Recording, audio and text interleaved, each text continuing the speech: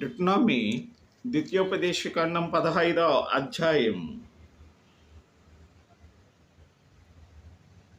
7వ వచనంలో,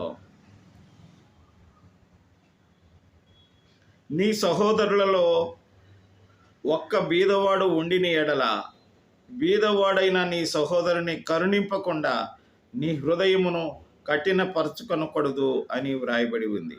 in English, within your land that the Lord your God is giving you, you shall not harden your heart or shoot your hand against your poor brother అని వ్రాయబడి ఉంది.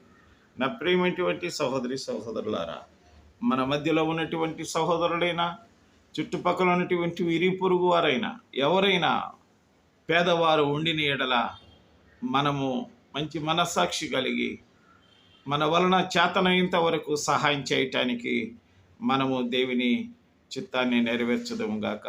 ఆమేన్.